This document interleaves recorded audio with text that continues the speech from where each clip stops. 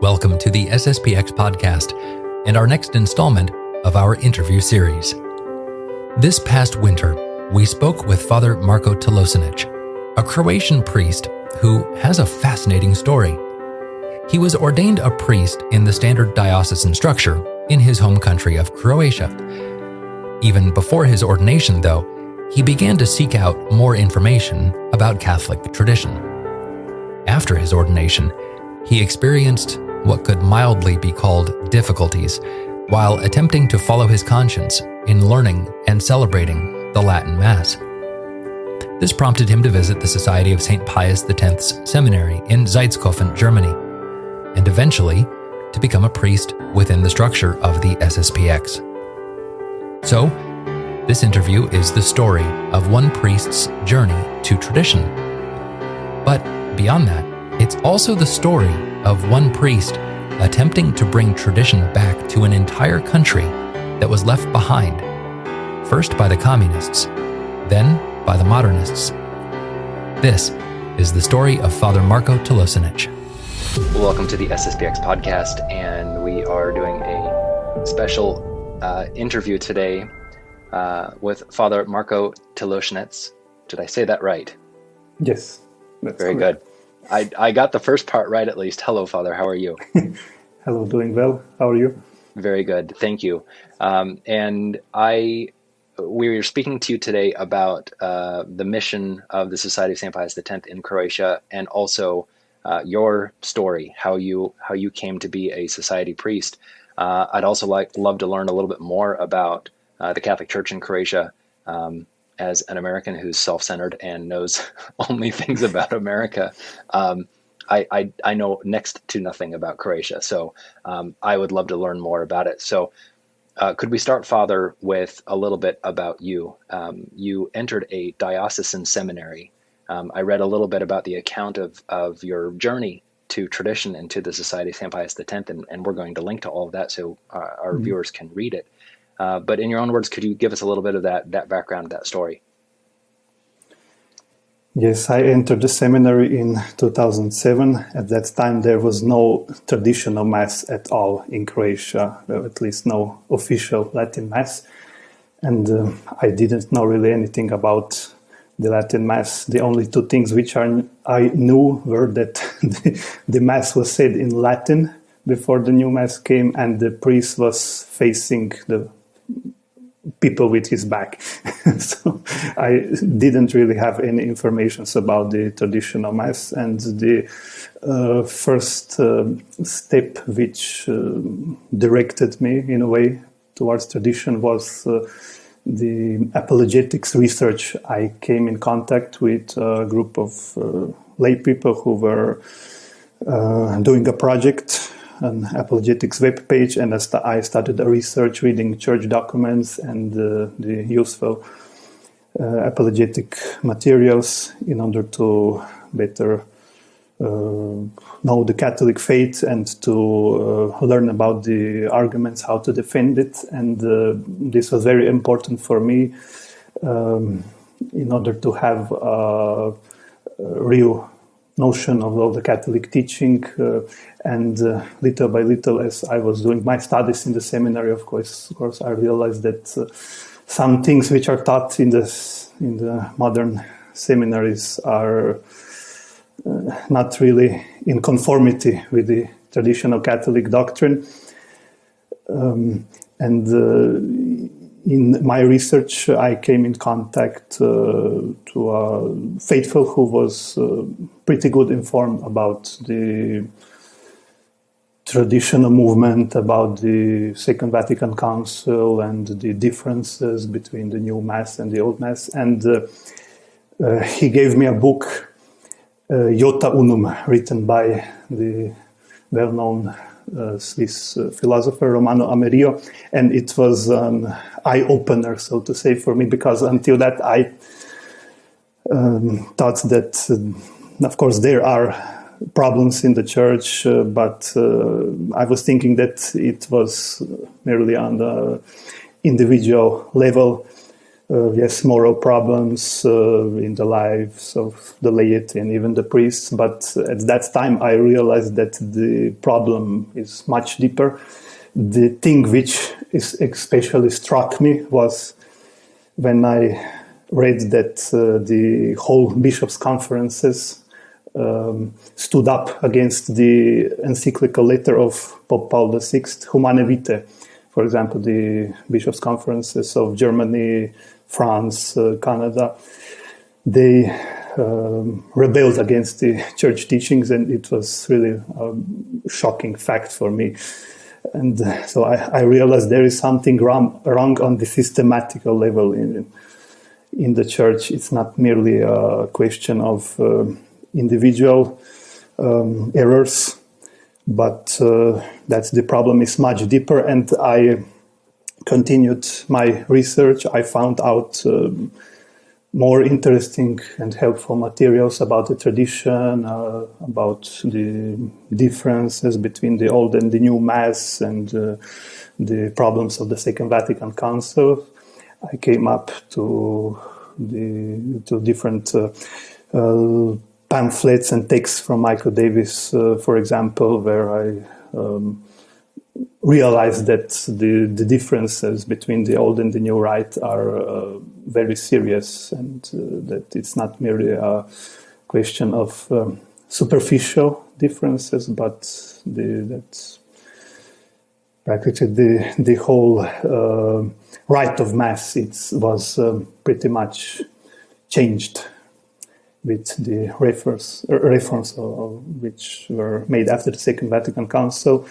And yes, I found some other materials yes, on the websites of the Society of St. Pius X, and yes, some other helpful traditional Catholic materials. And I continued to study and came to realize that the differences between the whole traditional structure of the Church, so it's doctrine, theology, morals, spirituality, discipline, are pretty much different in comparison to the reforms which were made after the Second Vatican Council. And in this way, I realized that I have to do something about my vocation, so that things are not as I expected when I entered the seminary. And I thought that yes, so there are some problems within the Church, but one has simply to do what he can in order to strive towards perfection.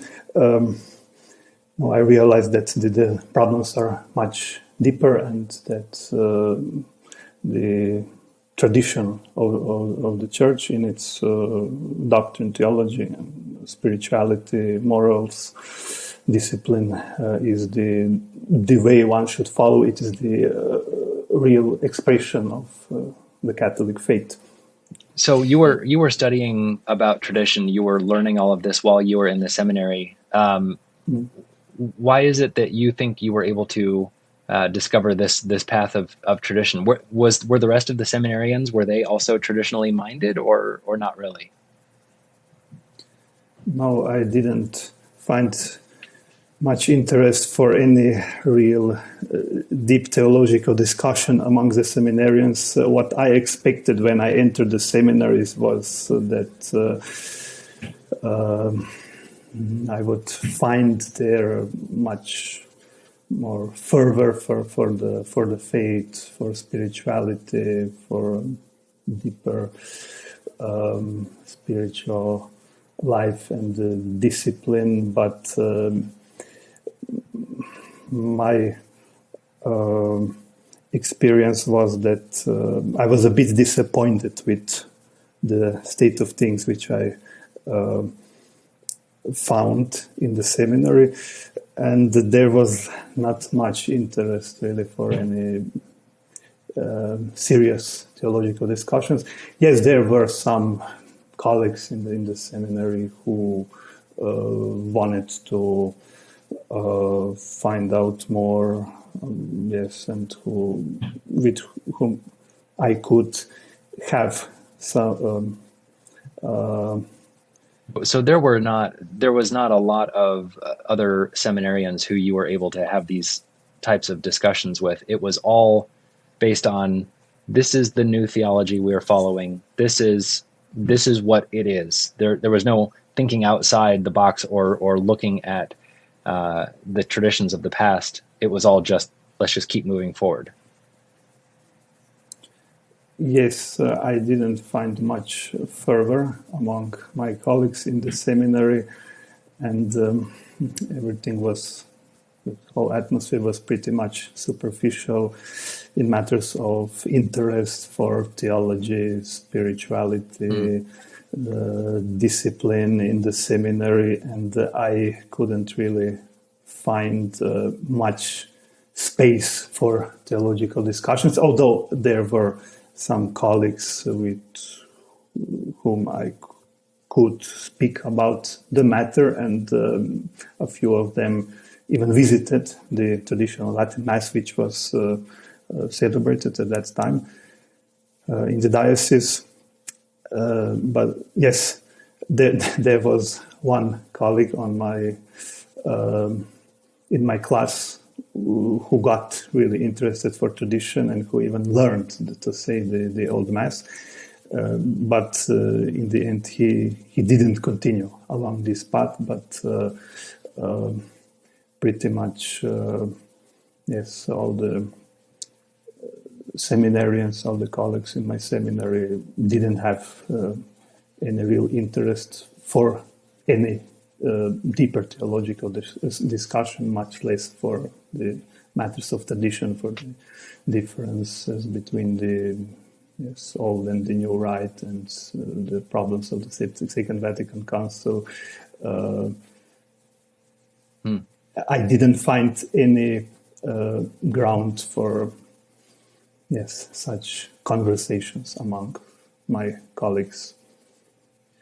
And the whole atmosphere was pretty much superficial, I can say. So you were ordained a priest in the diocesan seminary, all while you are doing this research and this study. And what happened afterwards? Did you start to work in a parish under the diocese like a normal priest and all of that? Yes, during my research, at first I didn't manage to grasp the whole extent of the problem, of the crisis in the church, and all the critical questions. Of the reforms of the Second Vatican Council, and the problems of the new Mass. At first, I recognized that the tradition is something good which should be followed, something that has great value and what should be appreciated. But I followed pretty much the, let's say, neoconservative or the indulged Ecclesia Dei line of thought. I appreciated the work of the society and of the Archbishop, but I just wasn't convinced that the whole approach of the society was correct. And I thought, as these groups too, that the Archbishop and the society went a bit too far in its reactions on the crisis of the church.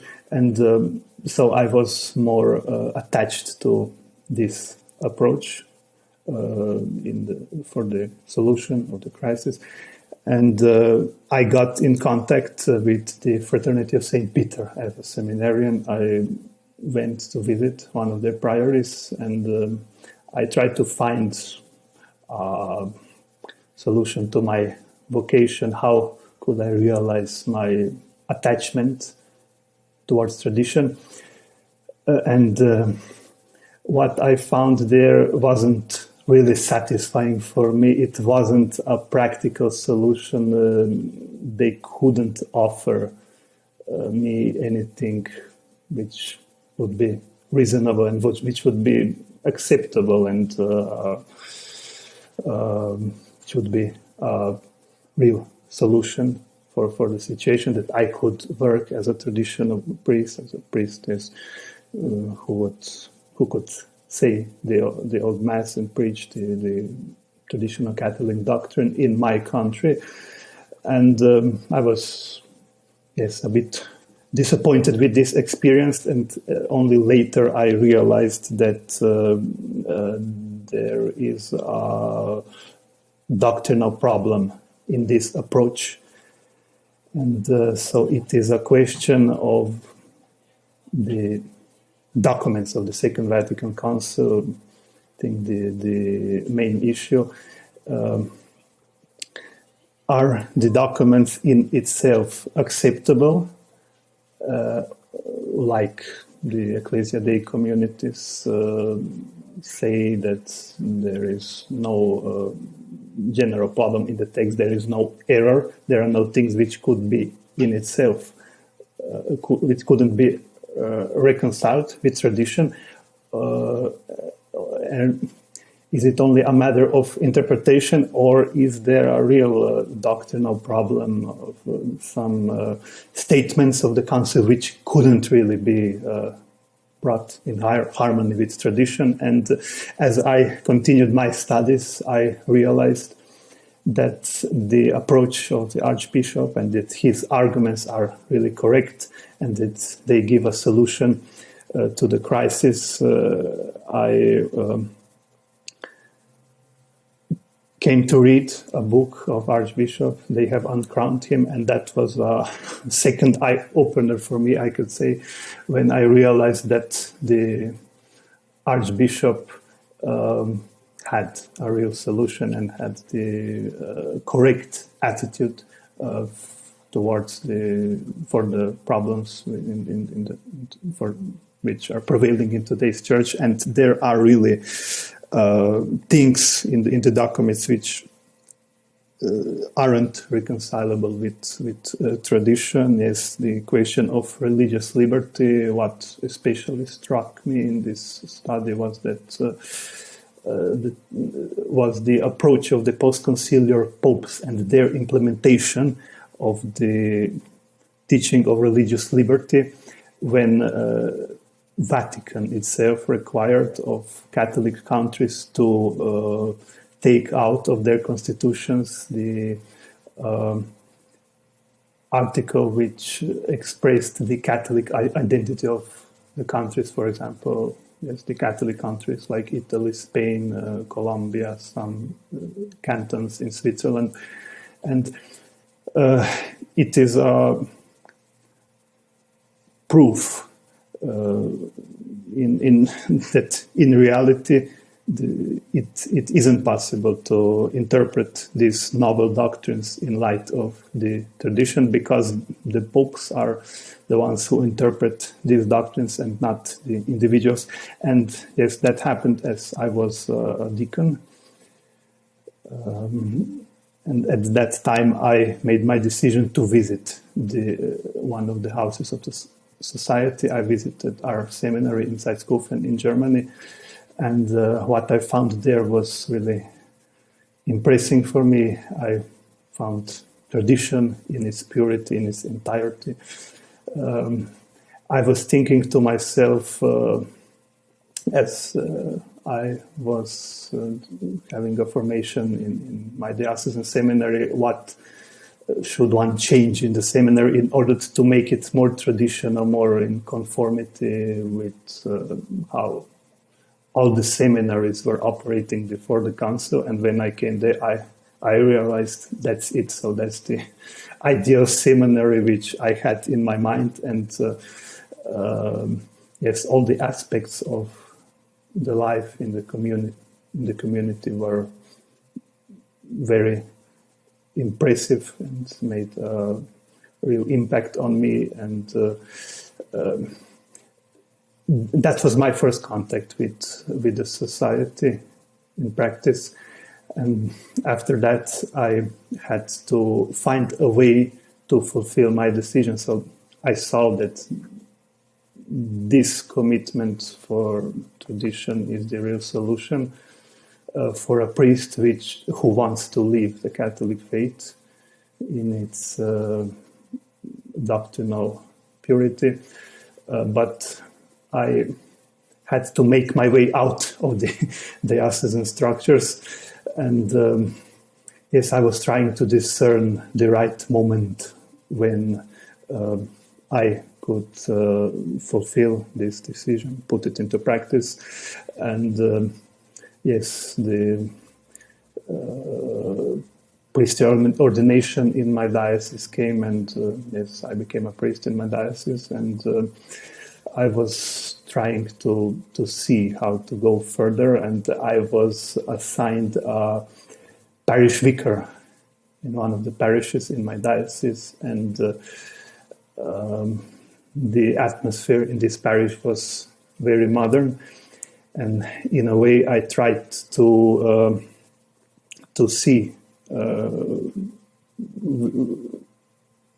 at which moment God wanted for me to act in this direction, to come to the society, to follow the tradition. And it went pretty fast. I refused to do some things in the parish, the most obvious modernist reforms which are a real burden for a Catholic conscience, like communion in hand. I refused to take part in it, and the bishop let me know that I have to make my decision either to leave the diocese, I couldn't stay anymore at this place with this attitude, and to find myself a new community, and that was the one-way ticket for the Society of St. Pius X, and I realized yes, could stay only 2 months in the parish where I was assigned to, and I went to the seminary in Salzkofen to talk with Father Schmidberger, who was rector at that time, and yes, so I joined the community of the society, and at first I was required to do certain formation in the seminary, to take part in the theological studies, to have lectures in the seminary, and to learn the liturgy. Yes, I could already celebrate the Latin Mass, but yes, so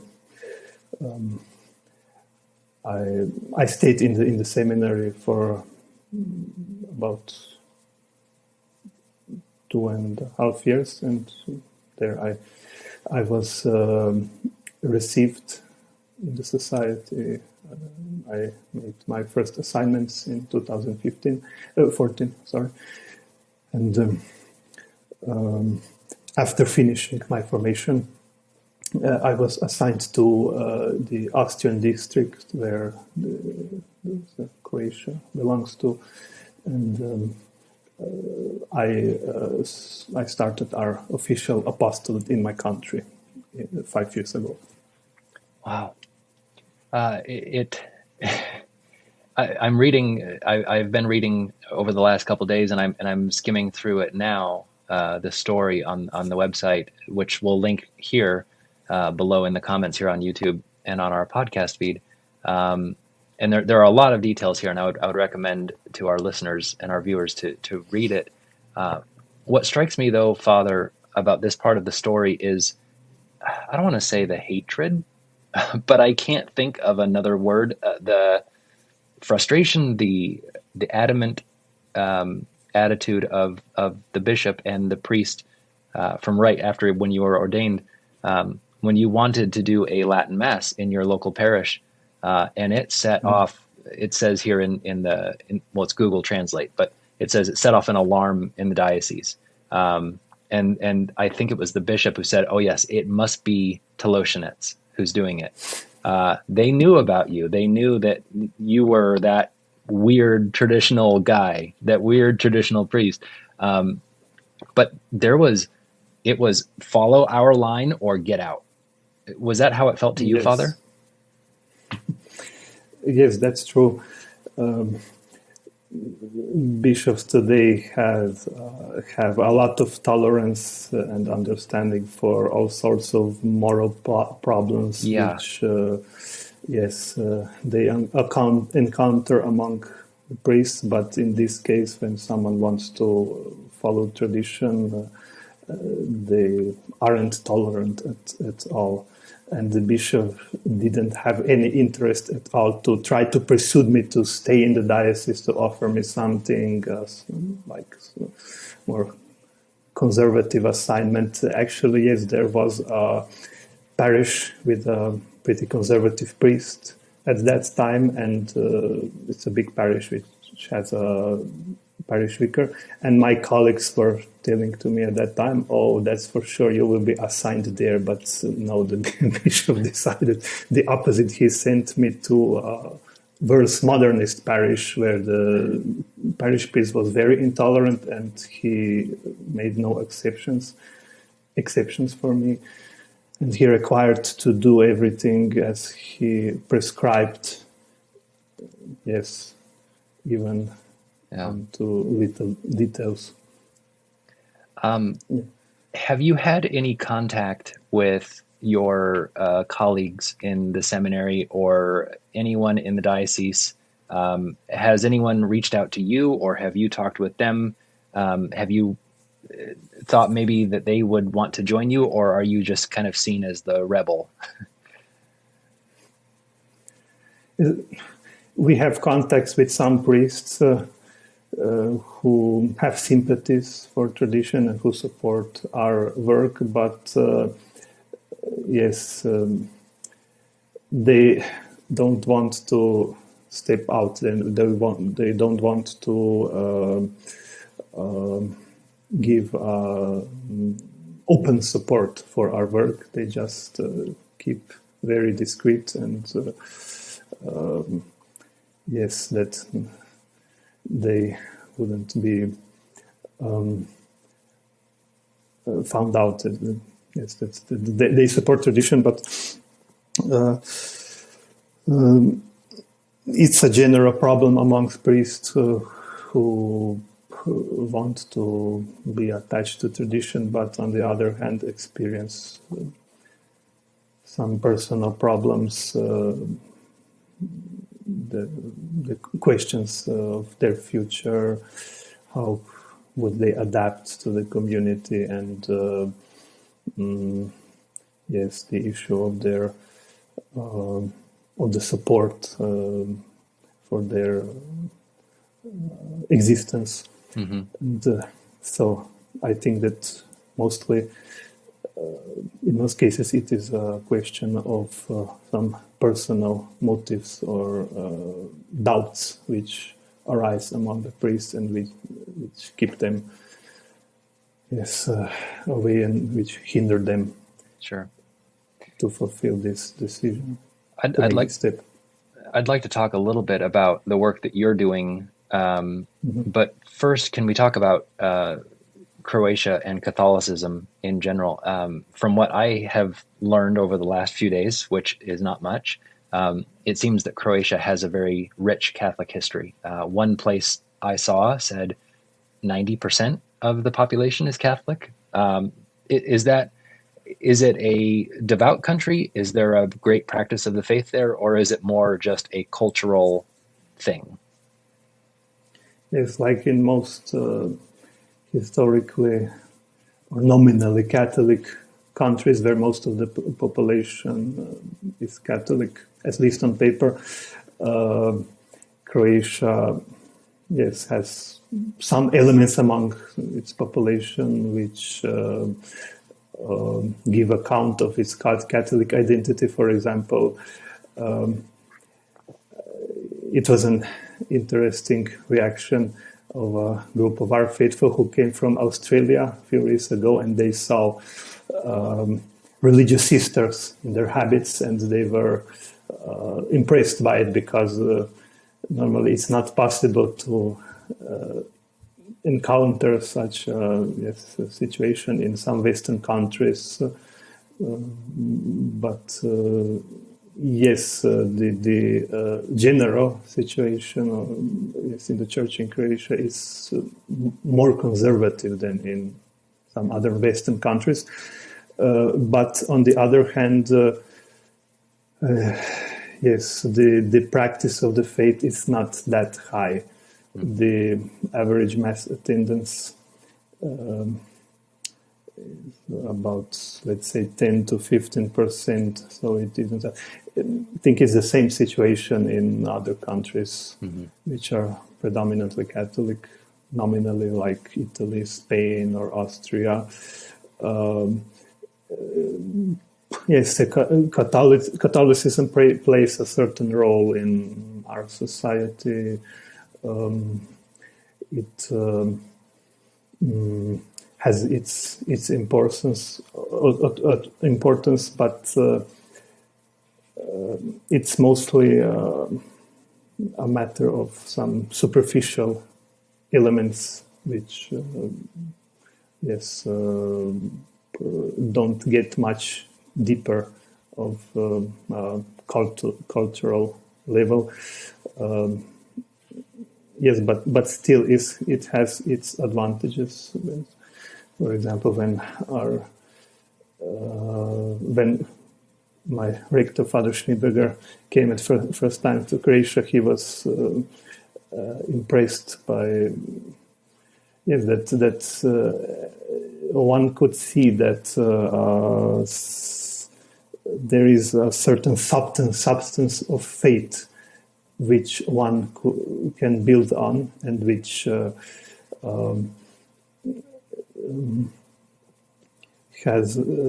gives some perspectives for our future work. So the situation is much more conservative than in some Western countries, but still it's getting more and more liberal with time. Sure. There were it was a great number of priests and religious who were persecuted and even martyred. After communism fell, essentially in the 90s, did things get back to kind of a normal for the church? I guess we could say. I mean, this was after the reforms of the council as well, but there was still that Catholic spirit that was still there, at least. Yes, the Catholic spirit was preserved, at least on a social and political level. And as Croatia, as well as other Eastern countries, suffered under communism, the reforms of the council couldn't develop, and the whole revolution couldn't just take place in a way that it did in the Western countries. So the Catholic spirit was pretty much preserved, although the reforms were implemented, and but yes, so the first and second generation of bishops and priests who followed after the council were pretty much conservative, at least on a surface, but it's not.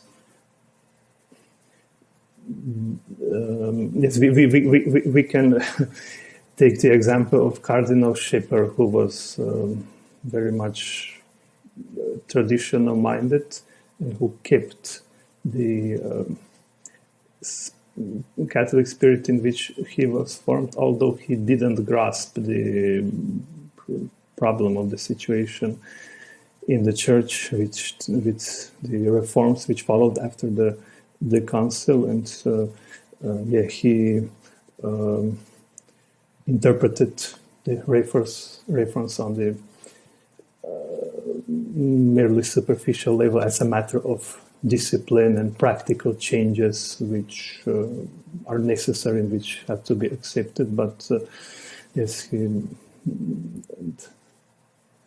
in this sense, this generation of bishops and priests, they didn't understand the problem of the reforms which happened in the church, but they still kept the old spirit in a way and remained conservative. But so after the 90s, the modernism came in, and the reforms which followed the councils started to develop and to be implemented more and more.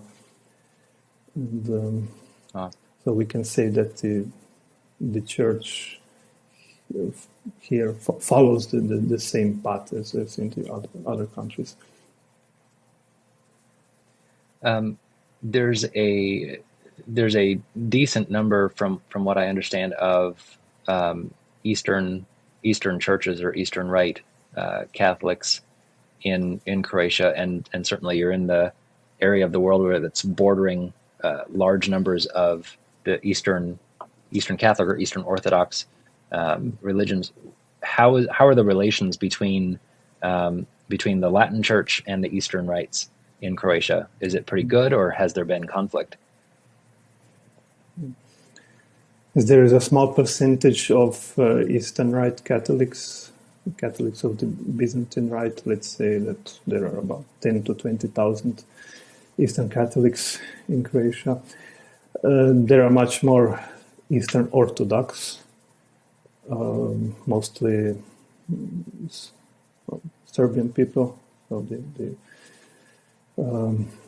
Orthodox, which belong to the Serbian Orthodox Church, and the ecumenism has been put into practice here as well as in the rest of the church, but I think that it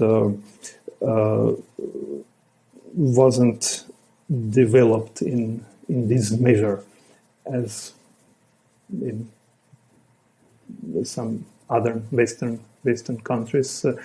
Yes, because there are some national tensions between Croatian Catholics and the Serbian Orthodox Church, which were, like among other Orthodox churches, the national element and the particularist, their direction of these communities is very much expressed and forms their life. Yes, we could see that in the issue of the Ukrainian Orthodox Church, which wasn't recognized by the Russian Orthodox Church as out of nationalist interests. Yes, and there is a conflict which lasts up until today. It's a similar situation among the Serbian Orthodox Church, where the national tensions are very much expressed, and I think that it affects ecumenism in a way. Yes. So, Father, let's turn to your mission. Are you the only priest of the Society of St. Pius X in Croatia? And do you have anyone to help you? And where do you serve? Where is your apostolate? Yes, I am the only Croatian priest in the society. Yes, I've been active in our apostolate in Croatia since I've came to the society. And we have started our regular apostolate 5 years ago. So that's the time, that's the moment as I was assigned to Jajthof, the district headquarters of our Austrian district, so which comprises out of several countries: Austria, Czech Republic, Hungary, Croatia, Slovenia. And so I am officially stationed there in our district headquarters, but most of the time I spend in my country, where we have 3 chapels in our capital city, Zagreb. Then Split. So Zagreb is located in the continental part of our country, our capital, and there we have a chapel which is attended by over 100 faithful every Sunday.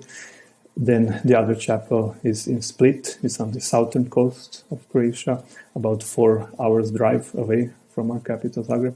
And then our third chapel is in Rijeka, which is located on the northern coast of Croatia, about 2 hours away from Zagreb. Apart from that, we have also 2 chapels in Slovenia, the neighbor country, one in Ljubljana and the other in Maribor. We have a priest friend, Father Marko, who takes care of the apostolate in Ljubljana. He's been there for about 15 years. And so he takes care of this chapel as our priest friend, and the other chapel is in Maribor.